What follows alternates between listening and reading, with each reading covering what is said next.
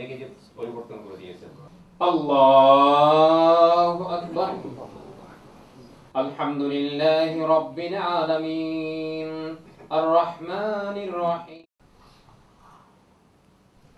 আল্লাহু আকবার।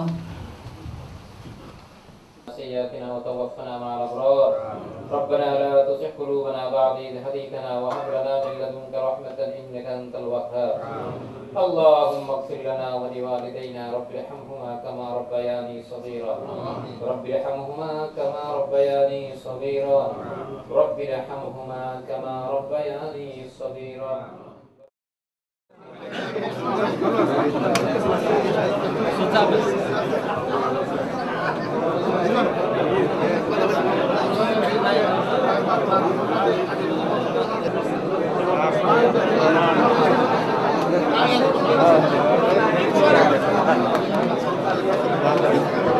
नाम भाई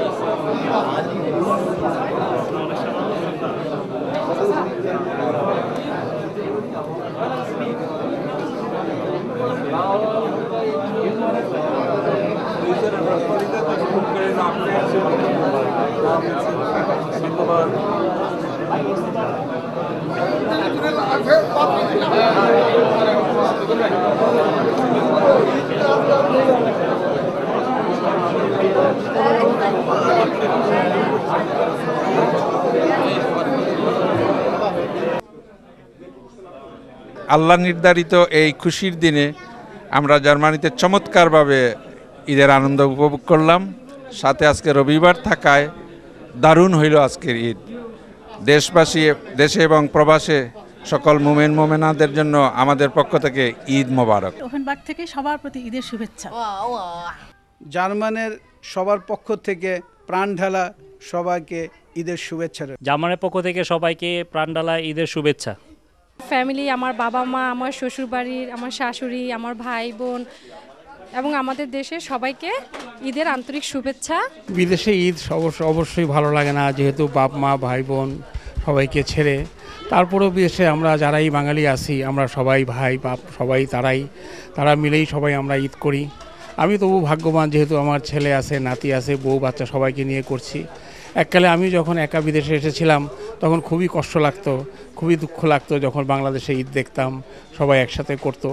আজকে এখানে অনেক বাঙালি ভাই আছে যারা এরকম করছে আমার মতো আগে। আজকে তবু আমি আল্লাহর কাছে লাখ লাখ শুকর যে আমি বউ বাচ্চা নাতি সবাইকে নিয়ে, ছেলেদেরকে নিয়ে বা বন্ধু বান্ধব যারা আছে তাদেরকে সবাইকে নিয়ে ঈদ করছি। আজকে এখানে একসাথে হয়েছি, খুবই আনন্দ, খুব ভালো লাগতেছে। তবু দেশ তো দেশই, দেশের মায়া, দেশের সব কিছু কথা মনে লাগে, দেশের জন্য আফসোস লাগে। হয়তো আবার ভবিষ্যতে যদি আল্লাহ কপালে থাকে বাপ মা আত্মীয় স্বজন সবার সাথে ঈদ করব। আমার পক্ষ থেকে সবার ঈদের শুভেচ্ছা রইল। বাংলাদেশ ভালো থাকুক, উন্নতি হোক, এটাই চাই আমরা। আমার জীবনে প্রথম জার্মানিতে ঈদ করছি, ঈদ উল ফিতর। খুব ভালো লাগছে, খুব ভালো লাগছে। বিশেষ করে বাংলাদেশের বিভিন্ন মানুষের সঙ্গে, আমাদের দেশের মানুষের সঙ্গে দেখা হয়েছে আজকে, এবং তারা সংগ্রাম করছেন ঠিকই, কিন্তু দেশের জন্য তাদের ভালোবাসার কোনো শেষ নেই, এবং তারা সকলেই দেশের কথা চিন্তা করেন। এবং আরও ভালো লাগছে এই জন্য যে আমাদের বাংলাদেশের নাগরিকরা খুব ভালো করছেন। এবং আমি শুনলাম এবং আজকে দেখলাম অনেকের সঙ্গে পরিচয় হয়েছে, আমাদের ছেলেমেয়েরা রেজাল্ট খুব ভালো করছে পরীক্ষায়, এবং তাদের বিভিন্ন বিশ্ববিদ্যালয়, যেসব পেশায় তারা আছেন তারা খুবই কৃতিত্বের সঙ্গে তারা সফলতা অর্জন করছেন। এটাও খুব ভালো লাগলো। আরেকটা জিনিস ভালো লেগেছে যে এই প্রথমবারের মতো দেখছি যে বাংলাদেশের স্কলাররা, আমাদের দেশের শিক্ষকরা এবং যারা বিশেষজ্ঞরা, তাদেরকে হায়ার ট্রেনিংয়ের জন্য, পিএইচডি করার জন্য এবং উচ্চশিক্ষার জন্য জার্মান সরকার এবং ইউরোপিয়ান কমিশনের তরফ থেকে অনেক, প্রায় হাইডেলবার্গ বিশ্ববিদ্যালয়ে এবার প্রায় 9 জন স্কলারশিপ নিয়ে এসছে। এটা কোনোদিন আগে হয়নি। আগে এখানে, আমি তো এই বিশ্ববিদ্যালয়ের সঙ্গে বহুদিন যাবৎ জড়িত, 1976 সাল থেকে। কদাচিৎ এখানে বাংলাদেশি আমরা দেখতে পারতাম, কিন্তু এবার খুব ভালো লাগলো যে ঢাকা বিশ্ববিদ্যালয়, জাহাঙ্গীরনগর বিশ্ববিদ্যালয়, ইঞ্জিনিয়ারিং ইউনিভার্সিটি এবং বিভিন্ন আমাদের শিক্ষা প্রতিষ্ঠান থেকে আমাদের যারা খুবই মেধাবী ছাত্র শিক্ষক, তারা এখানে এসছে এই উচ্চ শিক্ষা গ্রহণ করার জন্য। তো সব কিছু মিলে আমার খুব ভালো লাগছে। এবং আমাদের বিশেষ করে আমাদের তরুণ যে প্রজন্ম, যে আপনারা যারা এখানে আছেন, তাদের ছেলে মেয়েদের দেখে খুব ভালো লাগে।